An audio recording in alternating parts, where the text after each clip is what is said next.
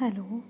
आज मैं आयुर्वेद के मुख्य विषय शरीर रचना इसके कुछ महत्वपूर्ण प्रश्न बताने जा रही हूँ। तो मेरा पहला प्रश्न है, गर्भोपनिषद के अनुसार शरीर की कितनी प्रकार की अग्नियाँ होती हैं? तो गर्भोपनिषद के अनुसार शरीर में 3 प्रकार की अग्नियाँ पाई जाती हैं।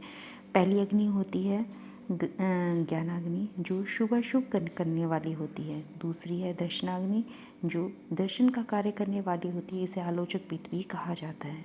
और तीसरी है कोष्ठाग्नि, अन्न का पाचन करने वाली, इसे जठराग्नि भी कहा जाता है। मेरा अगला प्रश्न है, शरीर शब्द श्री धातु में कौन सा प्रत्यय लगाने से बनता है? तो शरीर शब्द जो श्री धातु में प्रत्यय लगता है वो ईरन प्रत्यय लगता है। और शरीर की महत्वपूर्ण परिभाषा जो आयुर्वेद में बताई गई है, शरीरते हिनस्ति आत्मनाम इति शरीरन है।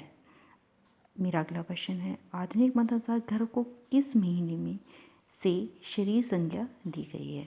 तो आधुनिक मतानुसार घर को चौथे महीने से शरीर की संज्ञा दी गई है। इसका सही उत्तर है घ। है सुश्रुतानुसार शुक्र और शोणित और आत्मा, ये तीनों मिलकर गर्भ का निर्माण करते हैं, परंतु गर्भ में जब अंग प्रत्यंगों का समावेश होता है तो शरीर का निर्माण होता है। मेरा अगला प्रश्न है, महर्षि चरक अनुसार शरीर के कितने अंग हैं? तो महर्षि चरक अनुसार शरीर के 6 अंग हैं, जिनका विभाजन इस प्रकार है। पहले 2 बाहु, 2 स्कित, स्कितों को यानी पैर कहा जाता है, शिरोग्रीव, और चौथा है अंतरादि, जिसे मध्य शरीर कहा जाता है। उसी प्रकार सुश्रुत का जो शरीर के में अंग बताए हैं वो हैं शाखा 4, मध्य शरीर 1 और सिर 1। सुश्रुत ने इस प्रकार जो है शरीर का विभाजन किया है। उसी प्रकार भावप्रकाश ने 8 प्रकार से इनका विभाजन किया है, सिर, ग्रीवा, हाथ, वक्ष, उदर, पाशा, पृष्ठवंश और स्कित। तो ये जो आयुर्वेद फार्मासिस्ट के एग्ज़ाम की दृष्टि से बहुत इम्पोर्टेंट प्रश्न है। मेरा अगला प्रश्न है, सुश्रुत संहिता में किस स्थान में रचना शरीर का वर्णन है? तो सुश्रुत संहिता के जो शरीर स्थान में है वो रचना शरीर का वर्णन किया गया है। अगला प्रश्न है मेरा, सुश्रुत संहिता के शरीर स्थान के कितने अध्याय हैं? तो ये जो प्रश्न है ऊपर वाले प्रश्न से ही मिलता है।